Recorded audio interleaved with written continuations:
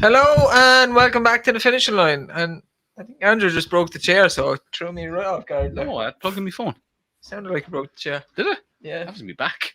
Oh, that's even worse. How are we doing, Tom? How are you? How was Aintree? I am just about recovered. Aintree, lads, is amazing. If you haven't been, go. It is. I've done that. I hadn't been before, and that's the last of the big festivals for me to do. And I would say it was nearly the best. The weather made it. It was unbelievable. Party atmosphere, incredible.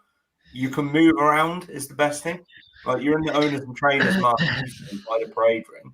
There's always access to the parade ring.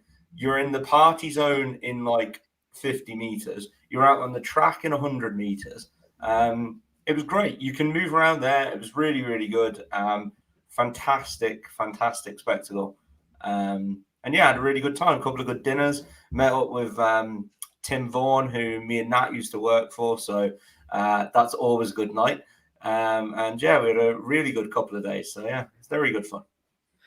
Good. You're happy anyway. Unfortunately, once again, your anti-post horse that you were fucking mad about did not win.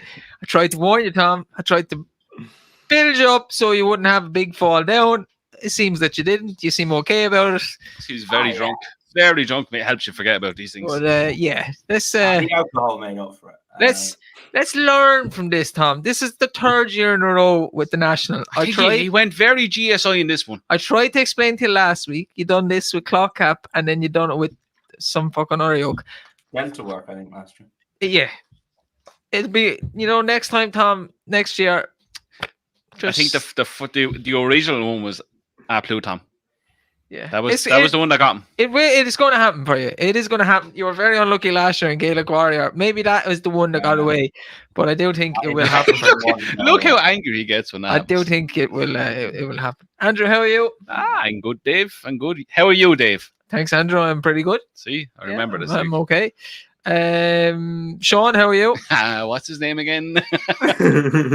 Yeah, no, I had a very good weekend watching the racing. Backed a couple of winners, so it's always good. Yeah, it's been it's actually a good weekend of racing. We are here. We're going to talk about the Aintree Festival and go through the races that we touched on, and just have a general review of the Grade 1 racing and the national. We will discuss the pink lunatics that probably fucking identifies pigeons, horse chestnut trees, penguins, and fucking women that are men and men that are... This could go down a dark hole now, where I could go off on one, you can go off on men one. that are giraffes and scarves, shishkin scarves. Yeah, album folks. Yeah, he's retired now. What are we doing? Because do you see the video today? Yeah. Oh, we broke it.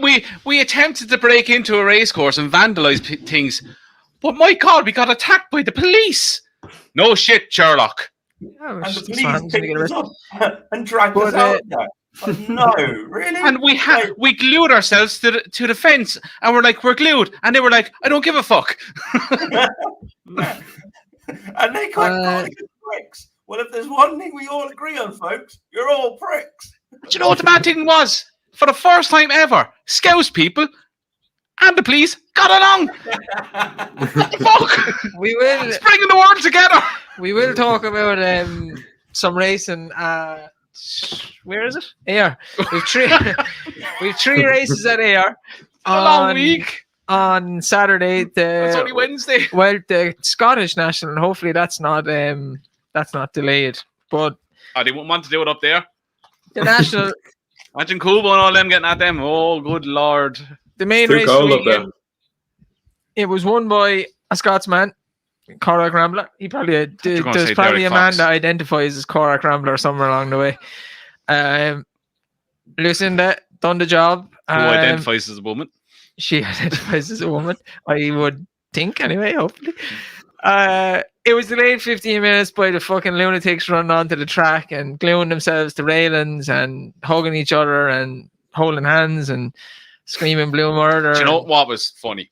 We glued ourselves to the fence. Yeah, you didn't glue yourselves to the right fence, you fucking dopes. Handcuffing stuff. They glued themselves to the perimeter fences around. This is going to stop them jumping fences. Wow. This tells you how thick they are.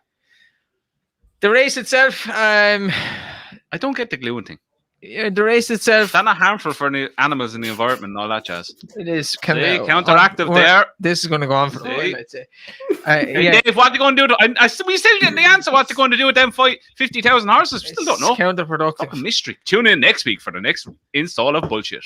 The race itself, the national, Cora Gramler was definitely the best handicapped horse, and Julio Blythe, I was worried that maybe he wouldn't jump the fences great, but he seemed to absolutely love it. Vanillier ran a good race for Gavin Cromwell. I would say he was a little bit too far back and stayed on, but we all said maybe he had a decent race in him. But again, another horse that doesn't really jump fences all that well, but seemed to enjoy the national. Oh, he is cross-country bound now for the whole year. Only 17 finishers. I think what happened at the start perhaps had a bearing on a lot of horses unseating and falling. Barry Geraghty done an interview today, and I think maybe in the last 10 years there's been 17 unseat or fallers at the first two fences, and there was 8 this year. So a lot of horses were wound up by what happened at the start. They're ready to go, ready to race. Jockeys are nervous energy for the horses. Sandy Thompson, Hill 16's trainer, the horse that fatally fell, has blamed the protesters for that, for the horse being so wound up, and a horse that has had numerous runs and I think only ever unseated once before. So you can definitely say that would had an impact on that horse. And probably some of the others. The race itself was good when it got off. It was enjoyable to watch. It always is. But the spectators or the protesters took kind of most of the coverage the last few days. I'm sure we'll all feel the same way on it. What's that now? Come on. What's the statement? I think they're fucking I'm idiots. waiting for your statement. I just think they're idiots. I think the whole fucking woke brigade has just gone beyond the joke. I see the lads jumping on the snooker tables the other day as well. I do feel for the balls getting hit by a stick now, in fairness. They're tree huggers. I can see him doing stuff to the golf. I can see him doing stuff to all this. Imagine they do it to Live Golf. Owned by Abby Dabby Doo people. God bless them. Unfortunately, the world is not a nice place, and these people think everybody's going to hold hands and kiss each other and sing Kumbaya around a campfire. Fucking make love to giraffes and all that, but they can just fuck off. Like. I'm fed up of it now. It's getting annoying at this stage. It's ridiculous. It's here to stay, lads, and it's only going to get worse. I'm telling you that much for now. I think a lot of people are copping onto this now. It's a woke thing, and they think that there's loads of people supporting them. Is what I can. This is a horse racing podcast. We'll get back there in a minute. They think there's loads of people supporting them, and they just seem to, whatever attention they can garner from something that's going on, and it happened to be the Grand National over the weekend. They just jump on it. Like they're if they cared about stopping horse racing because it's cruel to animals, they'd have been at Fontwell on Monday or wherever it was. They'd be in Tramore. They'd be in fucking Bellevstown on a Monday evening there of the summer. Like they don't. Like Grant, they've gone for the big spectacle because they'll get the most publicity. But if you actually cared about it, you could disrupt horse racing every day of the week. It's not that hard to get on a course, especially a lower grade race course. It's absolute shite. They're just on for a bigger thing. But look, without generalizing all of them, because I'm sure they're not all in the same box. But like yes, they are, Tom. Yes, they are. Some of them, and that video that came out today, like God help you if they think that's like how the world revolves. Like they just like. It's one of these, like it's like pet and stuff, saying that like people shouldn't have pets. Like it's just beyond a joke. Like they're giving out today about the police.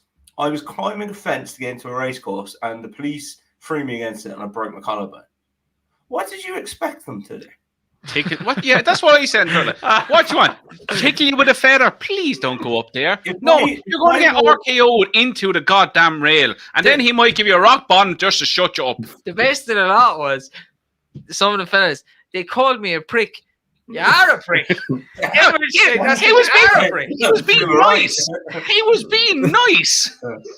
And the best bit about that video, though, is that all the footage in it, none of it shows anything that they're accusing the police of. They're absolute morons. But the thing is, like, if I walked into a bank with a gun, I would expect to get shot by the police. Like, if you're going to try and time a fence to get into somewhere illegally, you should expect to get taken out of it. But they're not going to go away is the problem. But they just have not got a clue about what they're going on about. They are just doing it for the attention and for the, oh, this is so wrong. Oh, we're sitting here. I don't know if you, Sean, you sent on the video of the Scouse lad going up to them, and he's like, "What have you done here?" Well, laughing my body, Sam was waiting for you. What's through people's minds that are like, so we failed to get in there, so now we're going to glue our hands together outside.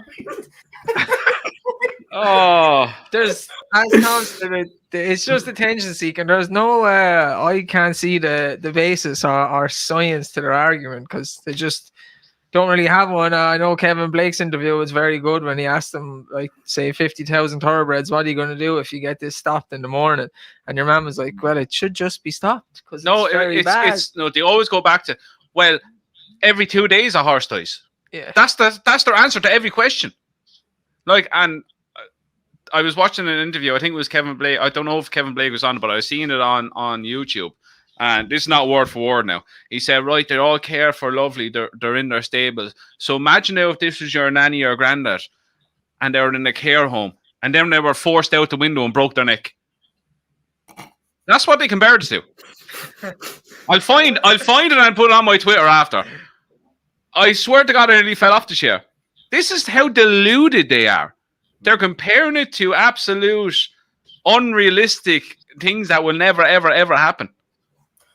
It boggles my mind. Like, there are a few things though. It needs to be met head on and with stats and stuff. And I think that stand up for racing thing is fantastic. And it's got the right group of people in it who are, very articulate and will stick to the point in an argument. And I think that's going to do very well.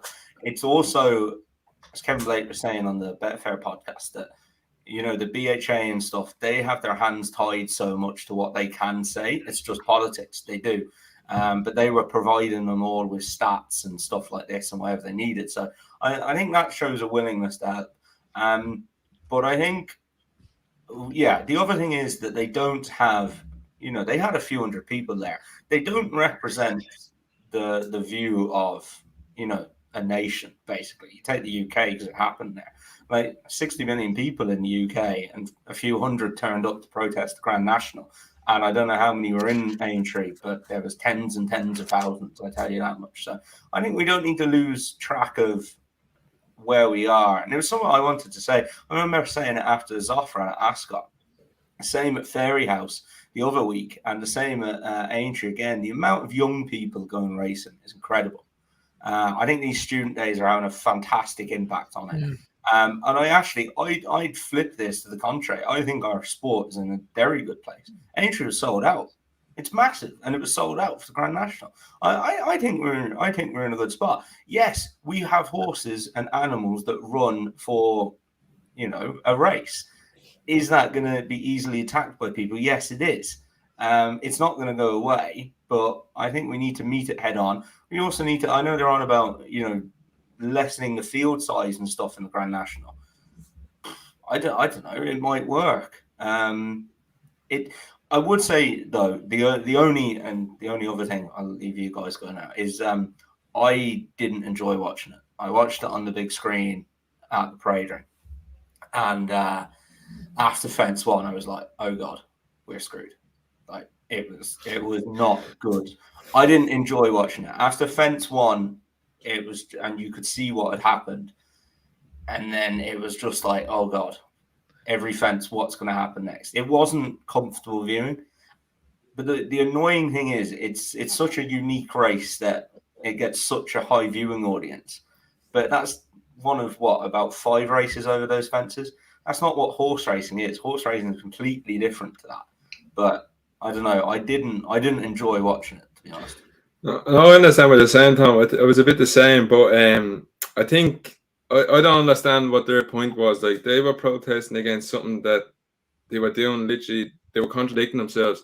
Like, the tension and stress that they caused in the pre-parading, I'd say you could cut the tension with a knife in there. No one had a clue what was going on. There was about 10 or 15 minutes of an early stage where we weren't too sure what was going on, and I have no doubt that caused some of the incidents that happened. Like, as Dave said, sorry, they had most fallers over the first 2 fences that they've ever had. I think the horses were really wound up, and I just don't understand that point of what they done. Contradicted their whole point of the health and safety of the horses, I think. Like, you have the horses, they're used to a routine. They know when they're at the races. I think from going into the into their saddling boxes, from getting their saddle on to going to the pre-parade ring to going out, is about a 15-minute turnaround. So that was disrupted by that 15 minutes to do that, and then going back into the stables, loosening all their gear, loosening their girths. And the horse like, am I done? And then they have to get wound up again, going out again. Whether it definitely had an effect on them. But I thought the horses and the crowd around it were fantastic towards what was going on, because they knew if they start getting amped up, it's going to affect the horses in the parade ring and get them amped up. So that just goes to show the difference between the people that were outside and know nothing about horses compared to the people that were inside Aintree that knew, right, we have to chill here and let the horses chill. And like, the whole stigma about this is they just want, end the story, horses to be extinct. Because anytime they say we want to stop using horses, and what they say as well is want to stop breeding. So more or less, they want the extinction of horses. They don't want horses to exist. They don't want any kind of animals to exist. They want you to be a vegetarian or a vegan. That's the way to go. This thing is, I don't know if many people know, this thing is backed by a multi-million-pound company. But so we're talking about this now and whatever, and we're giving them the airtime because it happened and it was a big deal that happened. But people don't care. The general public don't care. It's like saying to, I think Tony Calvin said it today, like, you ask the guy who goes to Aldi or whatever supermarket and pays €2 for chicken, do you know that chicken's life story? Don't give a shit, mate. I'm getting a chicken for £2.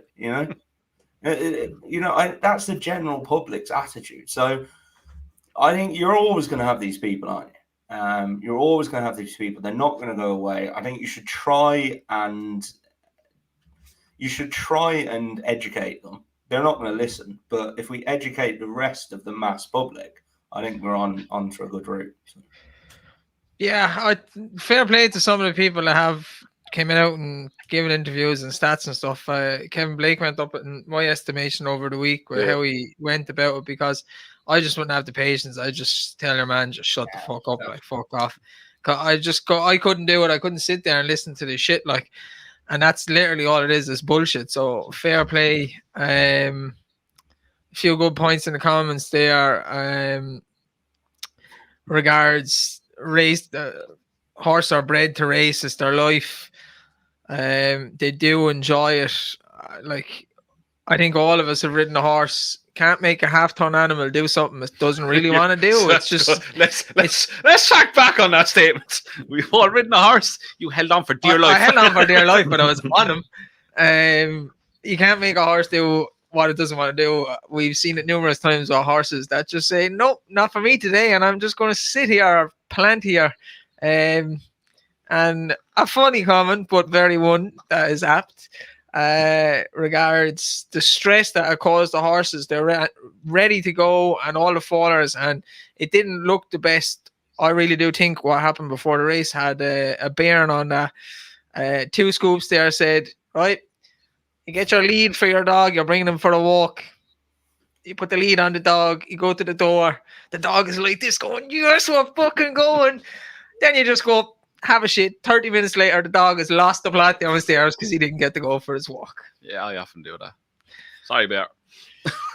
We leave it on that note and we move on to the actual races. The first one we talked about, it was 2 mile 4, grade 1, novice chase, and Banbridge. That is impressive. Remembering. Yeah, I've good memory. Banbridge done the job. I thought he was very good. He liked a little bit of faster ground, and good horse going forward. Yeah, first race nap in the bag. Happy days. I didn't think he jumped particularly well, to be honest. I Not thought as he well was as at Cheltenham. No, he was very sticky at a few fences, but again, as we thought, what a lot would tell for this race meeting was freshness. Yeah. I think freshness won the day.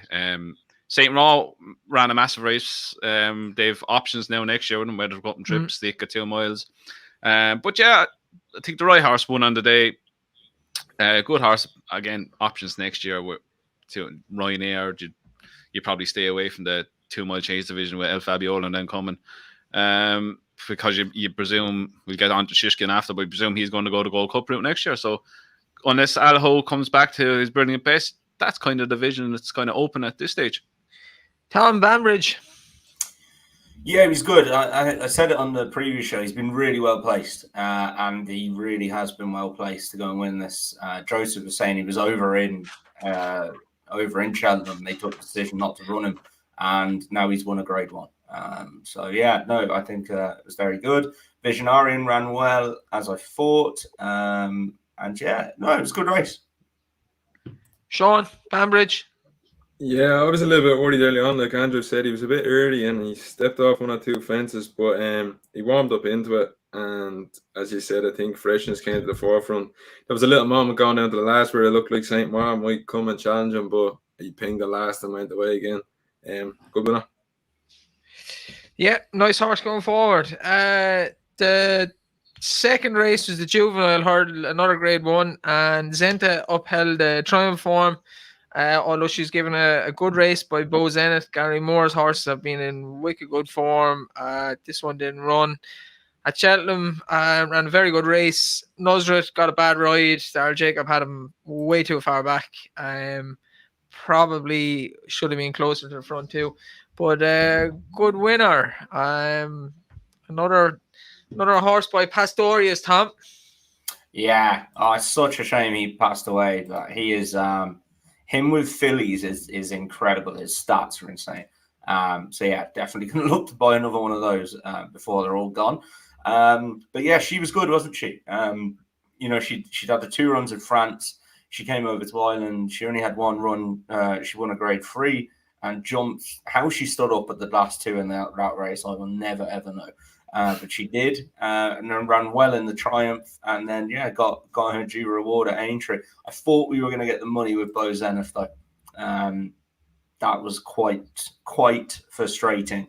I thought he was a cracking price. Even on the day I went in again, I thought he was a good price. But she was good. To be interesting where she goes next season. I presume down the Mares Hurdle route, and see how she improves. But she's definitely got the potential to. Sean Zenta. Yeah, Zenta was a good winner. I thought she was very good, but as you touched on, I think Darryl Jacob gave that nudge a woeful ride. They walked around and he ended up holding them up way too far back. And when they got gone, then he tried to bring him down the middle of the pack. I think he might be worth a bit more. I think he definitely could have got a lot closer than he was given a better ride. But the winner was good, and as you said, Bo's in it. Now we sort of seen what the talk about was before the season. He sort of lived up to it there. Andrew? Yeah, same as Tom. Like I thought we were going to collect with Bo Zen at one stage. Battled really well to the line. I was on the telly. He looks big enough now, so I say there's a bit of growing left in him for next season. So he's one to keep on the right side of next season. I say he's going to live up to the price tag. Zenta, one. Not much more you can say. It travelled well. Probably hit the front too soon. How good she'll be next season is something we're only going to find out next season. She'll go down the mare's route. Whether she's good enough to beat the current crop of mares, I highly doubt. You've Lossie Mouts, you've the Queen's Brooks, your bloody Mrs. Allen. I'm going to call her that from now on. Mrs. Allen? Yeah, Love Envy. Oh, yeah. Roy Allen. Allen's sister. But yeah, Bo Zenit, good run. Zenta, what she do next year, I don't know. And Daryl Jacob gave out Horlicks the right, but sure, look, is what it is. Grand race. Move on. They crawled around. Next- I thought she showed a good turn of foot, to be honest with you. I thought that really stood. They really quickened them down the straight there. They walked around. So I think she could be one for under the radar next season. she's a fast filly. She looked a bit green when she hit the front as well. Don't think she'll lay a glove on Lassie Milk. No, The big ones. Lassie Mouth. I think she's one now that'll be a proper stuck in the middle from a 4 to 5 year old season. Yeah, I think she'll be caught now between a rock and a hard place with a lot of them. Lassie is the standard bear. Onto the bowl, the Grade 1 3 mile. And I was on the treble here. I was waiting for Ahoy Sino, and it shows you what a jockey knowing a horse can really do for a horse. He came second. He was leading going over the last 2 bad jumps, the last 2 fences. I think Brian Hughes wasn't exactly sure when to use his pace. From rewatching it, he went too hard from like 5 out to 2 out, and he had nothing left. And it gave Shishkin something to run down. And he's done it numerous times. He won a 2 mile race supreme. He ran down Abracadabras. He done it against Anorgamy and Ascot, and I think it's categorical now that Shishkin is a stayer. He was winning a race at 2 miles because he's clearly a classy horse. Nicky's a good trainer of 2 milers, but he is an out and out stayer. Yeah, hit the line unbelievably well. I seen you. Look, I said on Twitter I thought Derek Fox would have been the difference here. I don't care what you say. Horses like this, when you have a jockey that knows him inside out, knows his little traits, knows what he's going to do by the feel of the horse, I don't care if you're Brian Hughes, there's a difference going to happen. Whether it's the difference between winning or losing, who knows? But I thought he would have used Ahoy Senior a lot different, as in when he kicked and when he used it. I thought when he jumped the second last,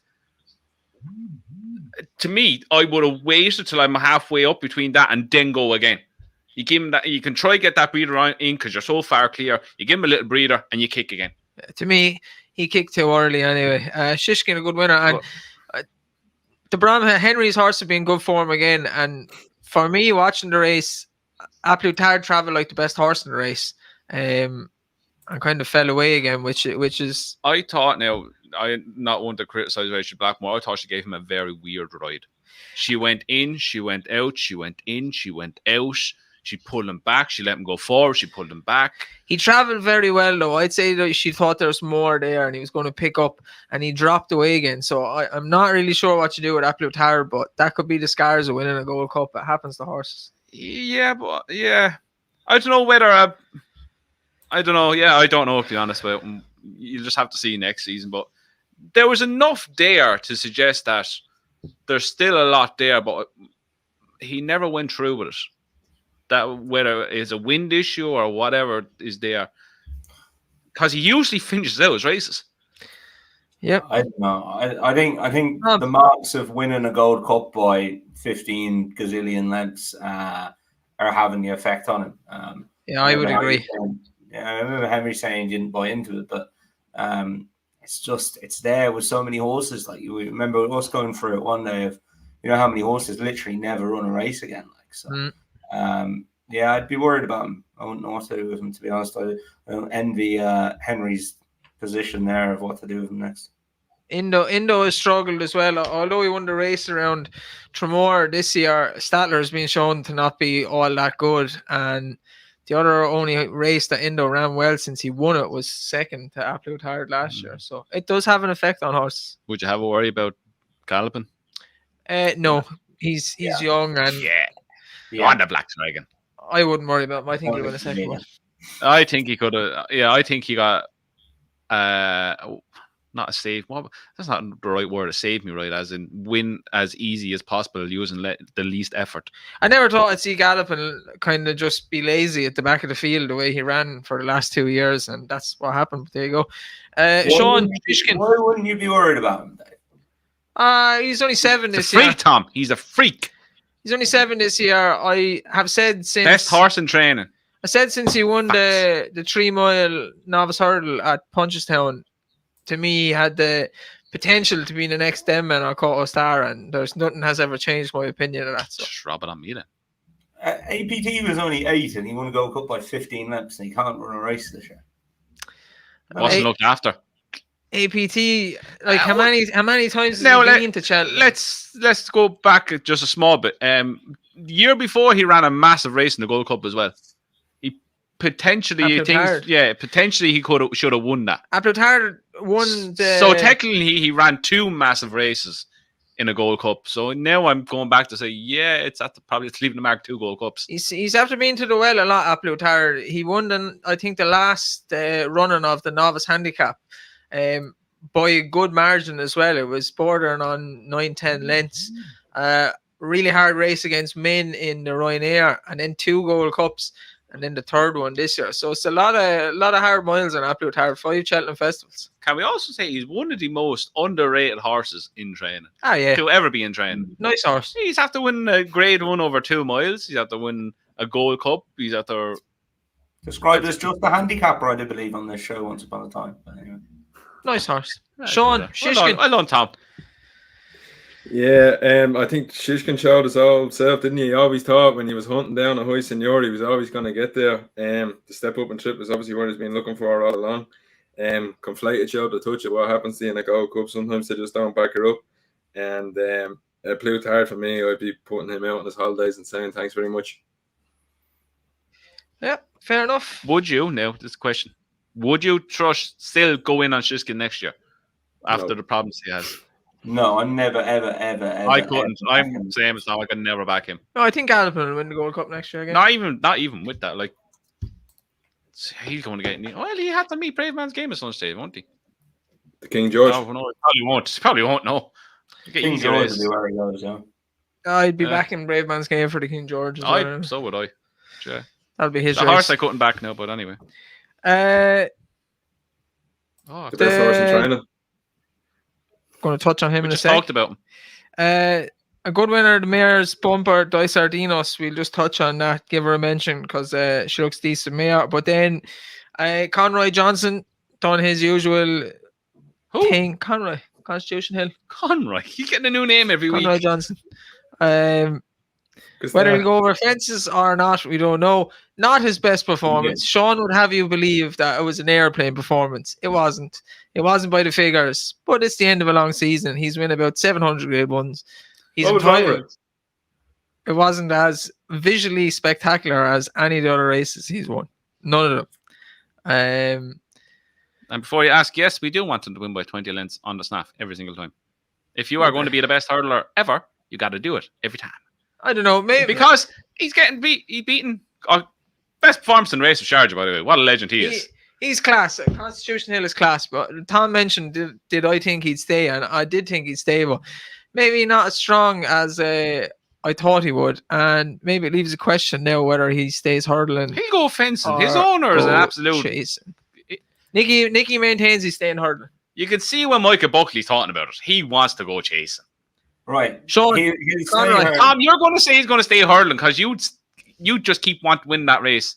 I couldn't. Yeah. If I have a horse like that, I want to at least try it.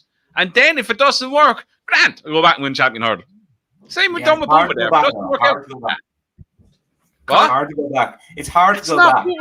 When you're that good, it's not. Buford Air done it. He went back and won a champion hurdle the same season. The owner's thing was that he wants to try and win a Gold Cup with him. And I think why this is the nail in the coffin for chasing is Nicky's putting some of that performance the other day that it wasn't as visually impressive, obviously, down to the trip, I think, of 2 mile 4. So if he thinks he's not going to stay, he's questionable to stay 2 mile 4, there's no way in God's earth he's going to think he can stay 3 mile 2 over fences. So, I think he'll stay hurdling. I've always thought it, to be honest, and I'd be fairly certain he will. Sean, we'll give you a last word on Constitution Hill. Yeah, just on the staying thing, I had to go and check it. I didn't think he looked like he stayed the best, but he was quicker than Zenta down over the last 3. So I don't think he was stopping, and they sprinted down that straight. So I think he visually just didn't look the best. But the whole way around, he jumped. I like the way he put in the extra stride at the one before the stands. Normally he just goes and floyd leaps. He went and got in tight and grew up and over. He walked around, skipped around, and listen, he's not going to win by 20 lengths every time. That's not what people are going to get. I think he was looked after. The last race of the season, won as easy as he wanted, I think. And what more do you want? Another grade one in the bag. Yep. Does not get boring though. I personally think you won't hear what he's doing for many, many months because Hendo is windy and he's going to wait to see what other horses are do before He's he decides. 100% going to school over fences in the next Yeah, 3 weeks. Hendo's windy. The only, And you won't hear a thing about it. the only way we'll hear early is if someone interviews him when he's drunk. Yeah, I think like that dictates a lot for it. It dictates a lot for everyone. Like him going chasing a hurdle. I think there's a lot of horses waiting around for that decision to see where they go. Bar Marine, MSN. Like no one wants to take him on. No, he's Marine Moose. We'll touch on Marine Moose. On to Friday. The Mile Main Novice Chase. Jerry Colomb did what he couldn't do at Cheltenham. Really very impressive. Begs the question what happened at Cheltenham, and he probably should have won. Braun was way back there. Didn't jump well, and how he didn't fall is beyond me because he went through 5 fences. But a great horse is Braun. I think he's brilliant. Oh, when we were on the other podcast, I've watched him since, and he's just a lunatic. Deco's definitely have to convert. I am on board with Braun now. I don't care if he ever wins the race. All aboard the Braun. You have to get your scarf back now. Nuts. Tom has my scarf. You have to get your scarf back now. Tom, Jerry Colomb, very good. Yeah, it was very good. I thought Davey gave him a very good ride. Yeah, fairly impressive, wasn't he? Braun, just as I was saying, I don't think he wants to win, to be honest. I wouldn't trust him now. Complete Unknown he wants a fight. Complete Unknown is a fairly good yardstick as well, and he's gone and battered them. He's put himself firmly in the Gold Cup picture for next year, and I think he'll have a cracking chance in that. I think. Jerry Colomb, Andrew. I really like him. Yeah, Gold Cup. I think he's uncomplicated, jumps well, gallops relentlessly. I really like him. There's something about him. He's uncomplicated. He gets the job done. Yeah. I'd be a big fan of Jerry Colomb going forward now. He won't beat the Black Dragon, but he'll get second. Yeah. What was that, Tom? But he might. When they have very hard races in the RSA, they tend not to come back. But that was a poor enough RSA this year. He probably should have won. In hindsight, no, he probably shabby. He probably should have won, and maybe had a little bit easier of a race, and it might stand to him. Yeah. Sean, Jerry. Oh yeah, this hurt. The only difference between Cheltenham now, I'm not grabbing Gainford, but Davey was up on him, and I think it's the only difference. And look at what he done. He strolled around that place, and I think he had him in the right place at the right time and dotted up. He absolutely dotted up in this. Yeah, I see some people saying about Jordan's ride at Cheltenham that he couldn't be closer to the pace. Aintree's a faster track than Cheltenham, and he was up at the pace the entire way. So I'm not having that. I think he's just got a bad ride at Cheltenham, unfortunately, and that's the way it goes. Yeah, but look, it's no reflection on. Well, it is a reflection on Jordan. That's terrible to say. It's not a reflection on him. He's a young lad. He's learning. He's still learning, and it was his first massive ride. Would I leave him on him again? Yeah, I would. I won't give a shit if he was jocked up on him. But yeah. Thomas Darby, what a yak he is, isn't he? What a dickhead that horse is. Yeah, that was a strange one, Tom. He's not. Mother of God. He's no good. One of those when you don't fancy one and you just want to annoy Andrew, you tip up Thomas Darby. It's as simple as that, right?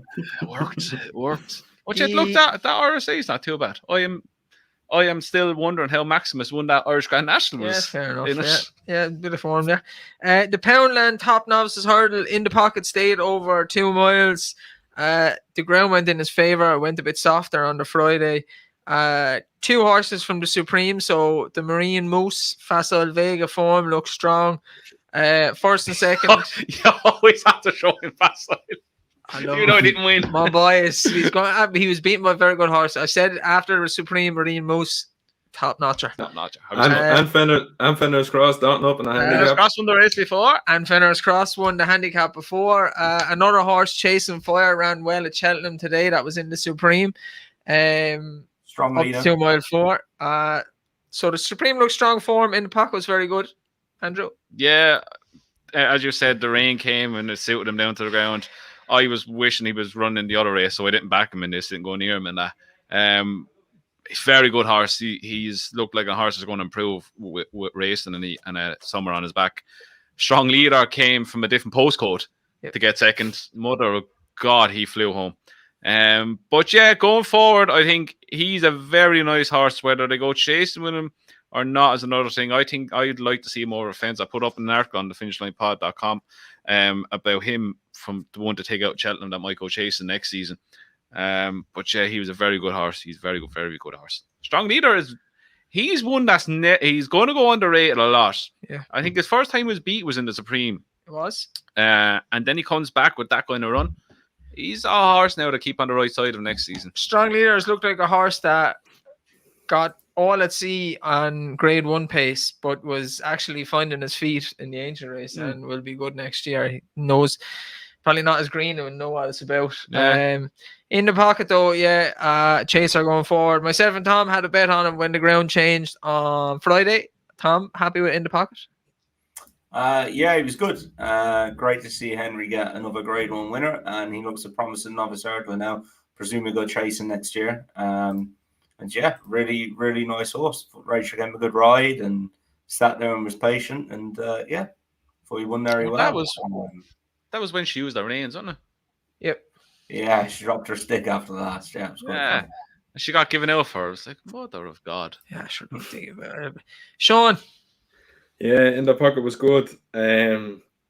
Strong leader, as you said, was under the pump. Down the back, he was nowhere to be seen, and he came a rattle. Found a 50, found absolutely nothing, and he was very disappointed, to be honest with you. I'm not too sure if Andy came back, whether the report came back if he was bleeding or anything like that. They did. Yeah, shit. Oh, fair enough. He clocked out. I was disappointed with him, but good winner, and he'll be a chaser going forward, won't he? The Marsh Chase, Pick Dory done the business. Fakir Doodery in second, Melodrama in third. We've kind of said all season that Fakir has been regressing. I didn't know what to make, head nor tails of this race. Myself and Tom said maybe a token choice was Miller's Bank, but this to me was one of the worst grade ones of the entire season. Yeah, I hate that race. It's shite. Stay far as ways. I think I went in and I made my dinner or my lunch at this stage when this race is on. I made chorizo pasta, Dave. Nice. It was lovely. Well done. When I came in, it was Pick Dory was jumping the last. I was like, grade 2 horse ridden a grade 1 by name. To me, it was a poor race anyway. Sean? Yeah, Fakir is probably gone. Headgear did work a trick, but not good enough to win him this. I don't know. Surely a trainer has to aim at this next season. This is a weak race. I wouldn't take a great horse to win this. I'd say someone could be lined up and skip Cheltenham next year. Take this.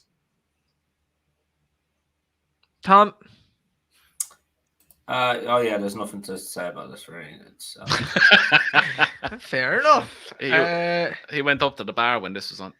I actually didn't even go racing on Friday, but I did go to the bar when this was on. I took one look at the weather Friday and went, I am not getting stuck in like sardines in that weather. And he gave out Ladies' Day as well, Tom.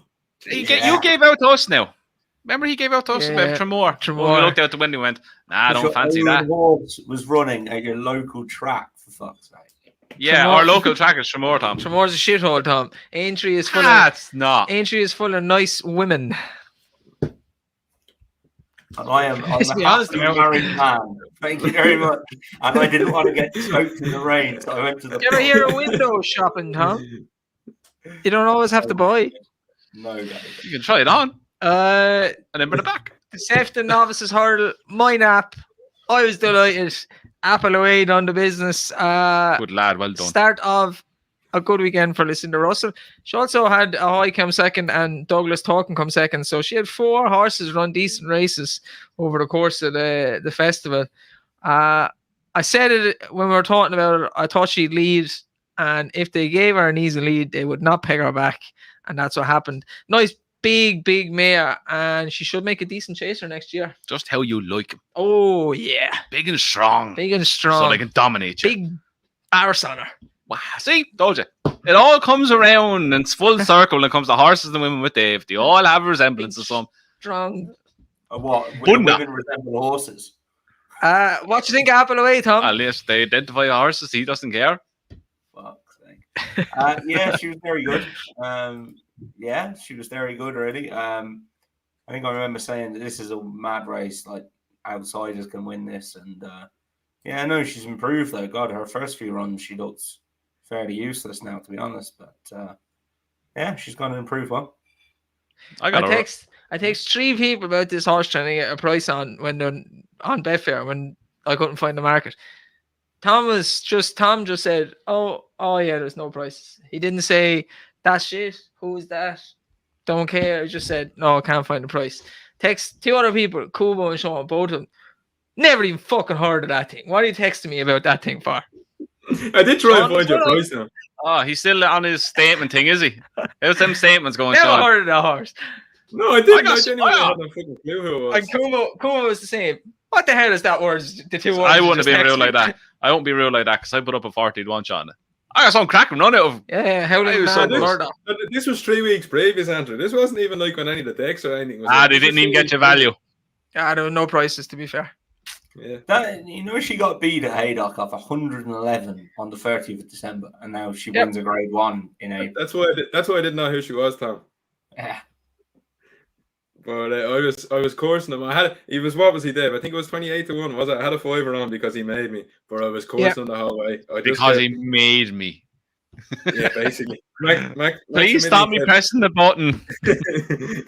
Maximilian kept drifting out, and he went out to 10-1, and I went in again each way, and I was coursing him.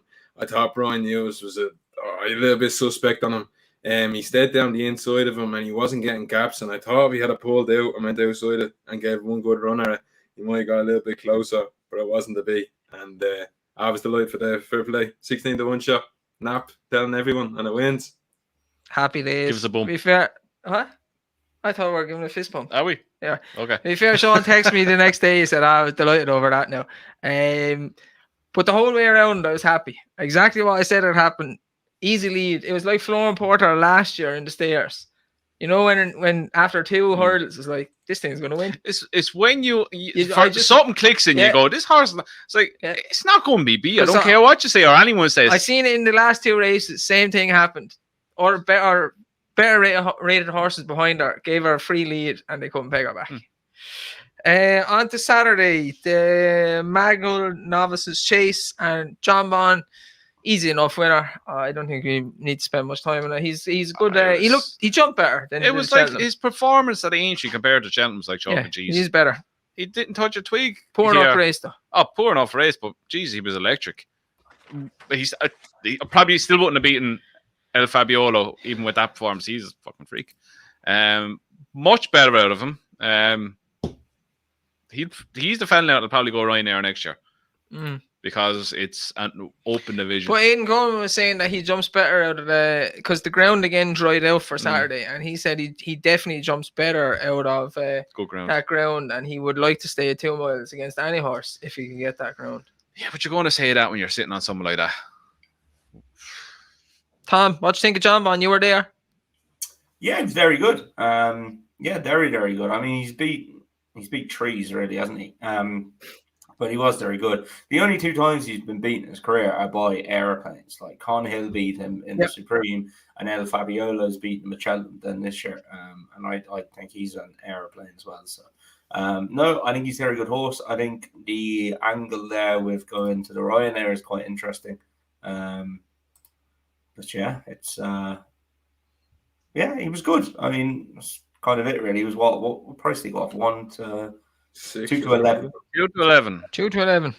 He's starting to remind me of Min, to be honest, because Thomas touched on it. He's been beaten by 2 airplanes. Min Min was winning plenty of races, came up against Altior, couldn't get it done. He eventually got his day in the sun when he won the Ryanair. John Mann reminds me of him. I think he will win a big race at Cheltenham or somewhere, maybe King George or something, but it might not be like numerous races. It'll just be the one big one. Yeah. Sean, John Mann. Yeah, he was good. Like, I mean, well, he was probably beating Calico by about 6 or 7 lengths before he came down at the last. Check. We have a word on Harry's getting driving this fella into the final fence when he's clear by a mile. To be fair, the Skeletons had a good day on Saturday. They had a couple of winners. Oh god! Yeah, West I Balboa, Cotty's full system bolted up. That was very good. Yeah, they had a good day until the Grand National. Thanks, Harry. Nice one. Go on, Harry. Go on. Anyway, Sean, John Mann. Yeah, as I said, I thought he was running well. I don't know about Open Company. I'd like to see him do it first. I wouldn't be weighing in on him and backing him for a runner or anything like that. I'd be letting him go and do it first. When he sweats up, he just seems to be back to his best, but doesn't he? You'd want to see, like, he went out to that track covered in sweat, and then he just runs his best races. When he's calm and not all edgy, he just doesn't run the same. I think he just get really excited. Woohoo! Can't wait to do this. Yep. And when he's all, couldn't be ours. It's like people. Sometimes you're up for it, sometimes you're not. On to the Mersey Novices Hurdle, 2.5 miles. Irish Point on the business. Started for good hour for Gordo. Katira second, Hermes Allen in third. This is a lovely horse because he's been at all the races the whole way through the season. Maiden Hurdle in November, he ran against Marine Moose again, and that form has stood up all season long. And Cham Kiley in December ran in Nace, ran against Facile at the Dublin Racing Festival. They backed off him a little bit, came back, won at Nace again, and then back in. What? He done it again. Oh yeah, Against Facile. He ran in front of Facile. Well, no, he was miles back. No. Look. Fourth, Irish Point. Fifth, Facile Vega. You're obsessed with that horse. I fear the day you actually meet this horse in person. I can't wait. You saw him. He's not that good. Imagine that day. That's not going to be good. Ooh. That was mean. Is he fucking off his right? You take cocaine at Aintree, Tom? He got. Ain't not denying it.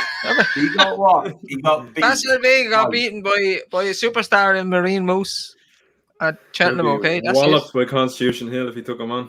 Facile Vega wins the Turners and next year. Irish Point got his day in the sun at Aintree. I thought he was very good.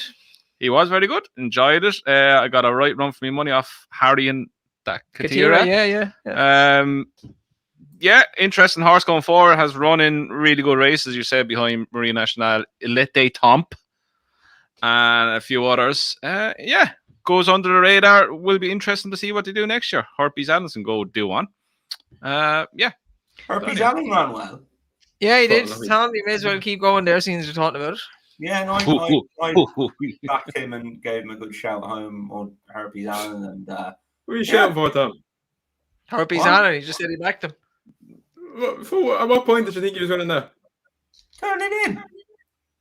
We've just discussed that Tom was taking cocaine at Aintree, so he's seen things that weren't happening. Makes sense.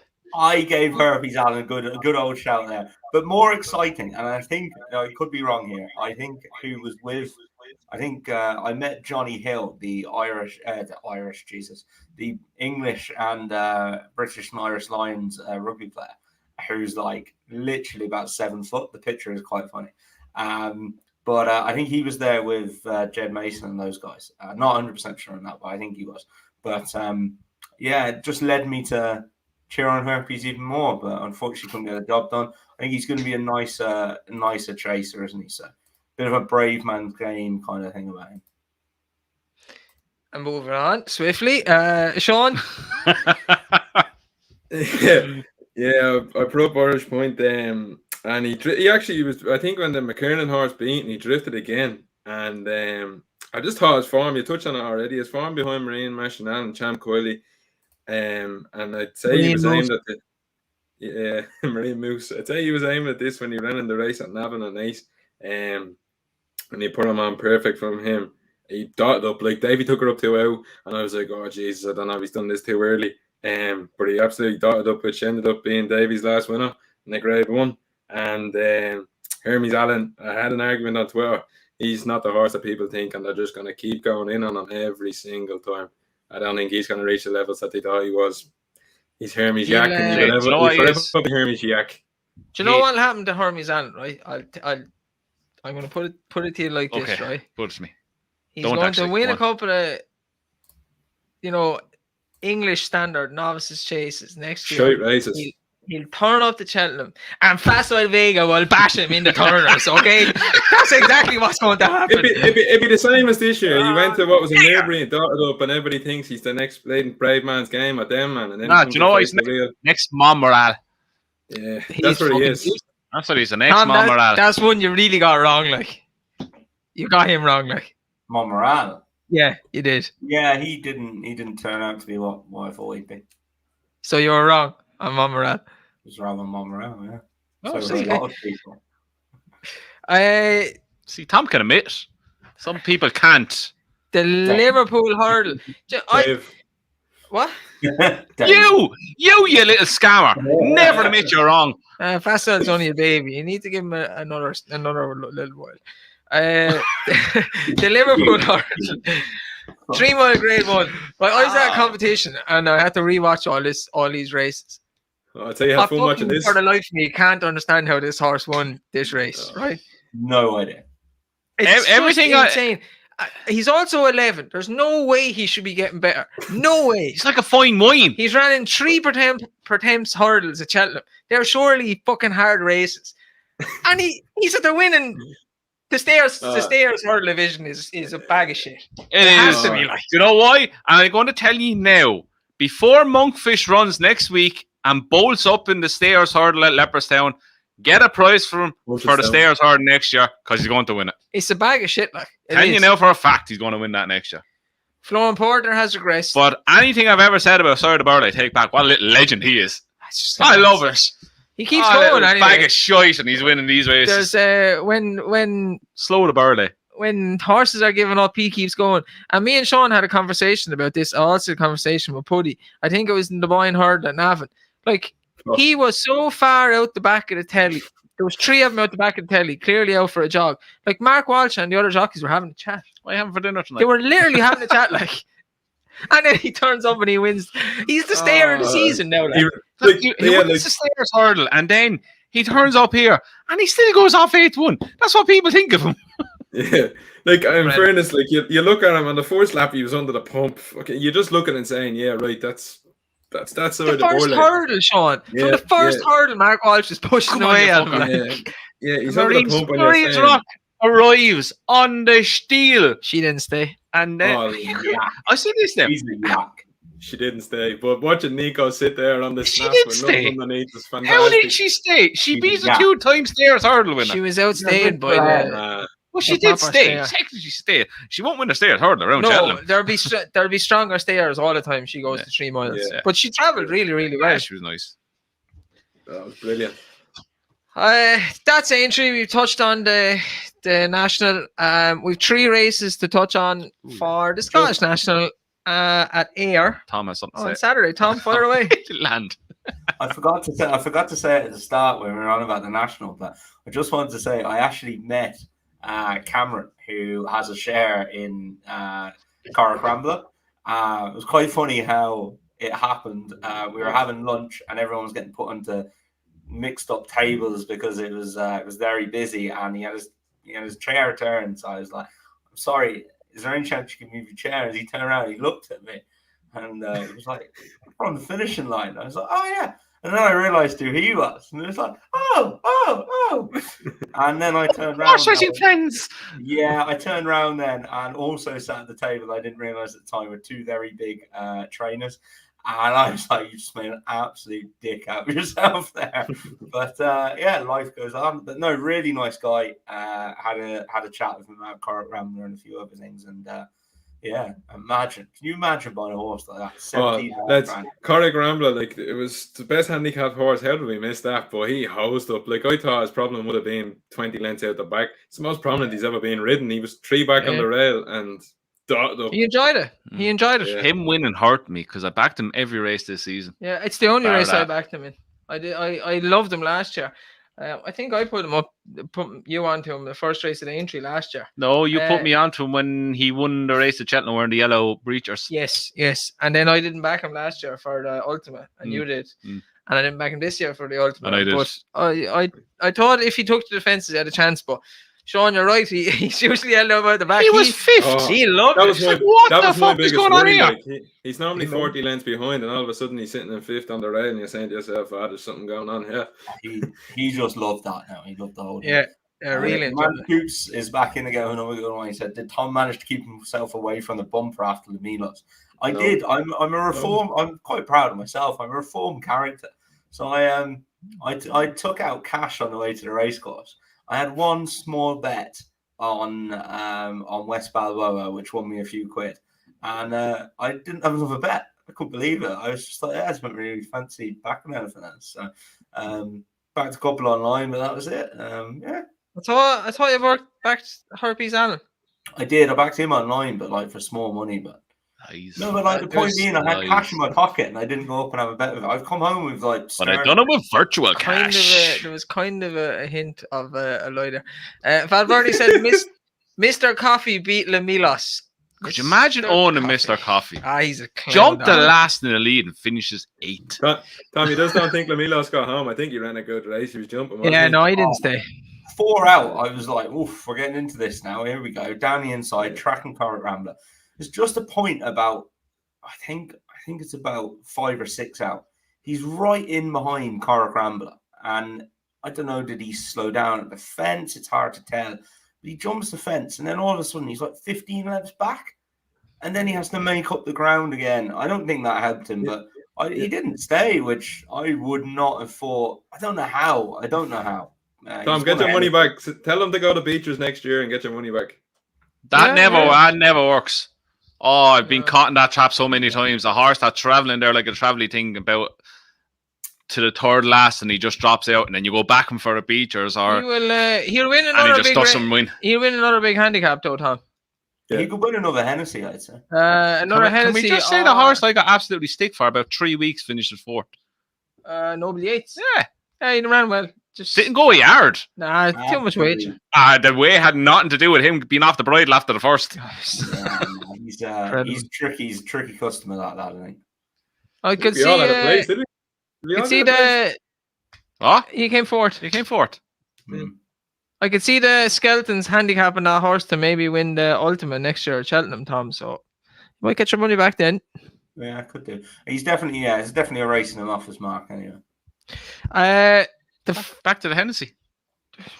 Why not? The 225 at Ayr is the Scottish champion hurdle, grade 2 handicap over 2 miles. Colonel Mustard 6-1 favourite. ICO 13-2.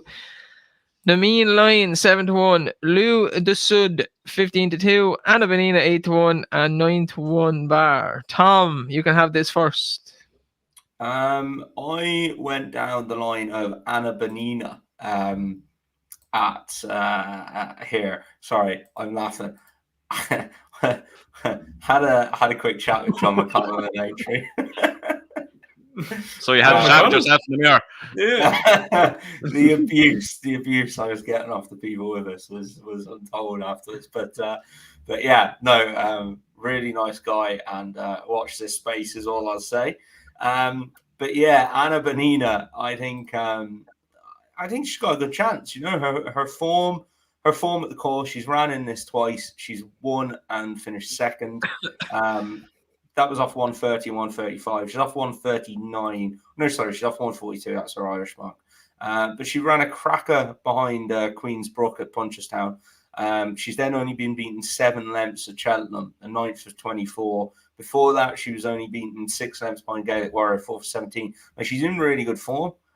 She comes back to a race that she's ran very well in before. Admittedly, this is the highest mark she's going to have ran in it. But she's in good form, that mare, and I wouldn't rule her out. I think she 8-1, something like that. I think that's a very fair bet. Just to say, I wouldn't back Colonel Mustard either. His win record for me is atrocious, and I owned a horse by McAfee, and they are not hurdlers. There you go, Andrew.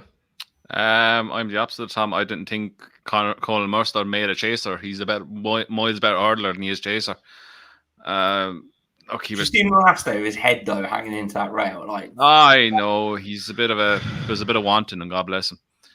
But look, he goes there with a chance. He's only 5 pounds higher than he was 3 lengths behind Stateman in the county hurdle last year. He ran a decent race on his comeback behind Benson at Kelso. They skipped Cheltenham and they're going here. I think he goes there with a good chance, 11 stone 8. It's a high enough weight in this. But look, he has the gears to go through gaps in that, but whether he has the constitution to go through with an effort is the other thing. Anna Benina, she's 9 pounds higher for winning this last year. She was a good, was it 9th in the county, beating 7 lengths in or around that. But the thing is with her now is that she's at the run of 42 times. She has no room for error off this mark. Look, she's obviously been targeted for this race again. She's a good record around here, as Tom says. Look, you can't rule her out. The one I like is Nemean Lion. Beat Colin Mustard last time off level weights. Colin Mustard, Colin Harry, sorry. Was getting 3 pounds off him now. He ran in that race at Sandown. I can never remember the goddamn name of it. Talworth. Talworth. Ran Talworth hurdle. That's looking alright form in the context of this race. He'd be a one-eyed side with here. He's won really well the last time. He's the horse that's improving with racing. He'd be the one for me. I wouldn't be at all a fan of ICO. The 2nd and 4th in that race have been absolutely battered since he's up 6 pounds for that.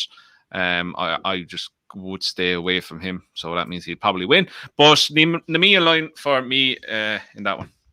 I fancy Nemean Line as well. Andrew's talked about him, so I won't add much. Kerry Lee had a winner at Cheltenham today. Black Poppy done the business, so horses are in form. Coming in here as a novice, I think is a good idea. Carrying 10 stone 11, so I think he'll do for me. Sean? Yeah, you've taken all my notes. The main line for me as well. Just on Anna Benina, I thought the mark was a little bit too high.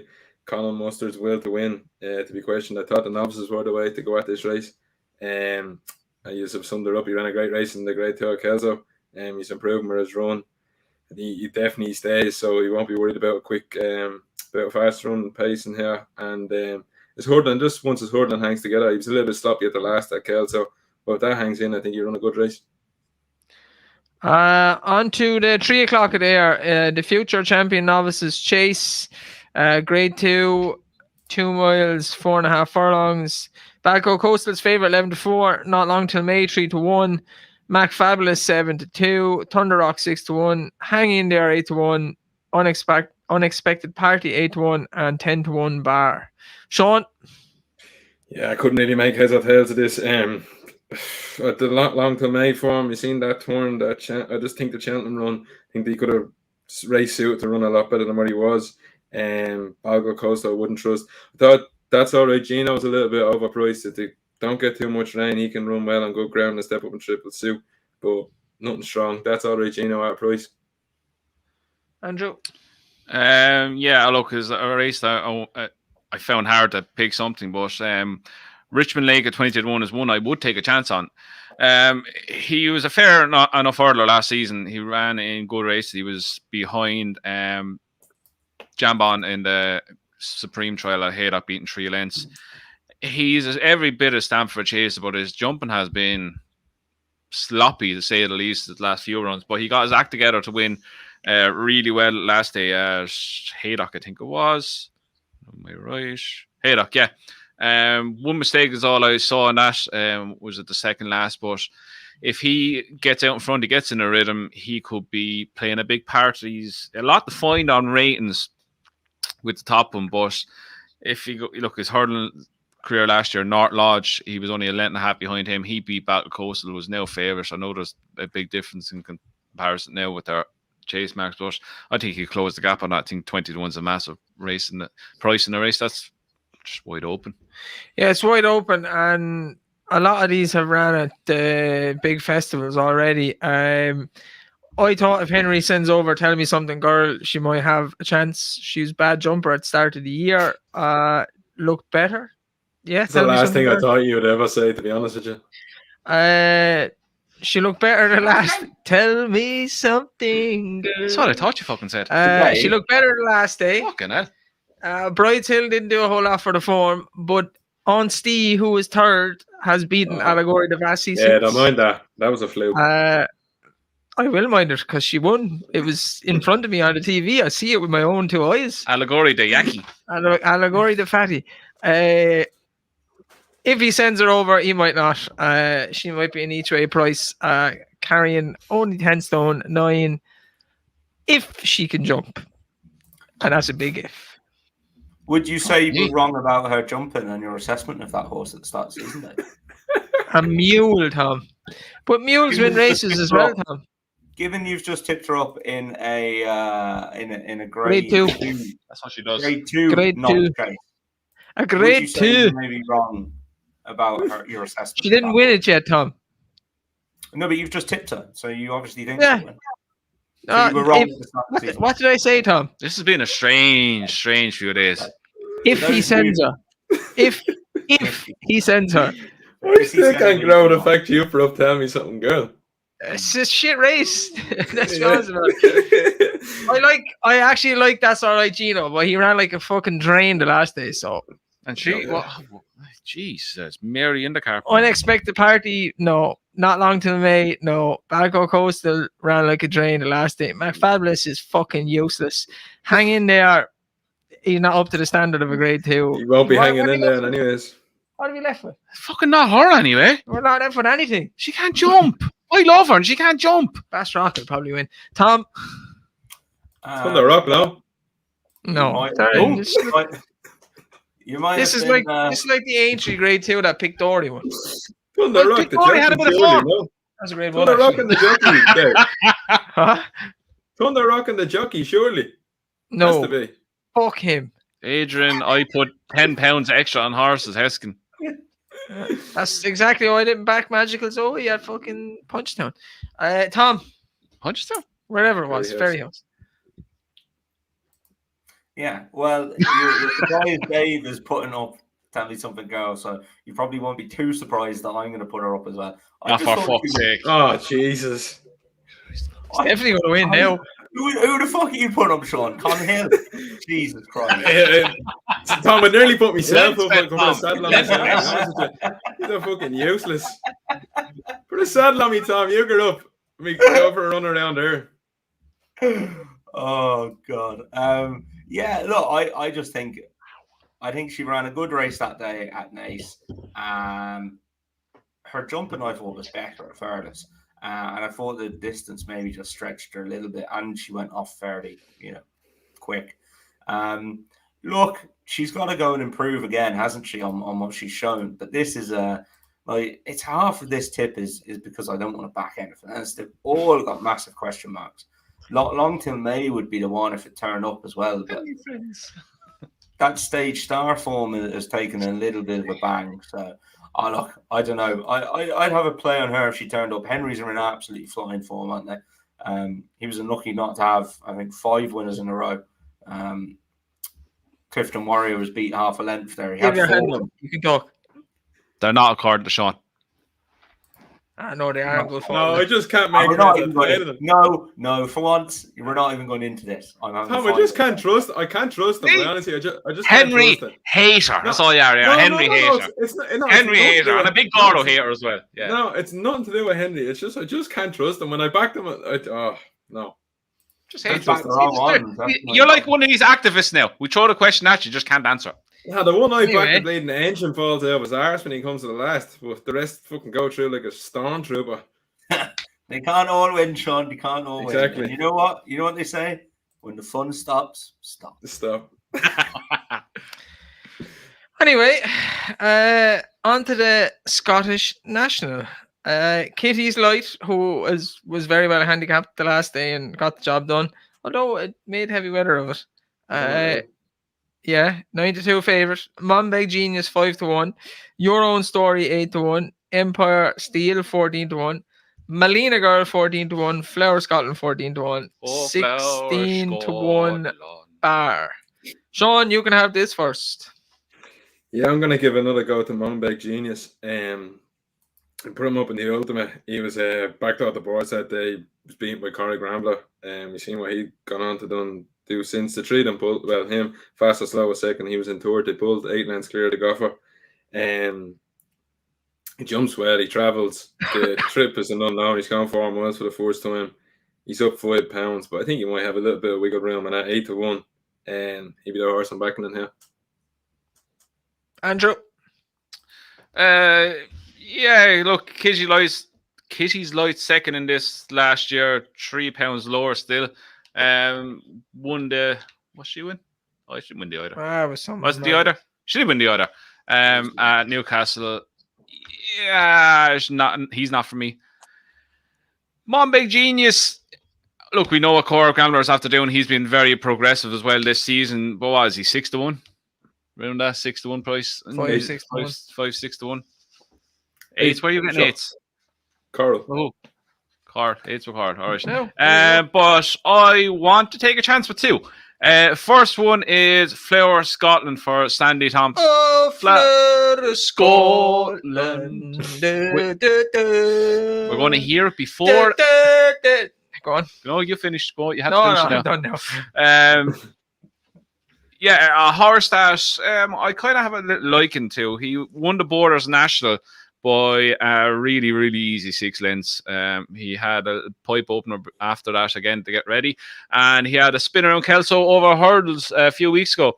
He is off 1-2-2. He's carrying 9 stone 10. He stays longer than the mother-in-law. Sandy Thompson is obviously after having this fella absolutely laid out for this. I think off that weight and the fact that he's going to stay, I think he'll run a massive race. I think he's 14 or what price is he? 14-1. What a price. I will have a little each way on that. And the second one would be Man of the People. You, Dave. Man of the People. It's a lie. Fergal O'Brien's having an unbelievable season. This horse has been very progressive over fences. I think he was placed last time out, but I think he gets into a good jumping rhythm. He's about 20-1. I think he will run a massive race. He still has a lot of promise in him. Still a bit of improvement in him.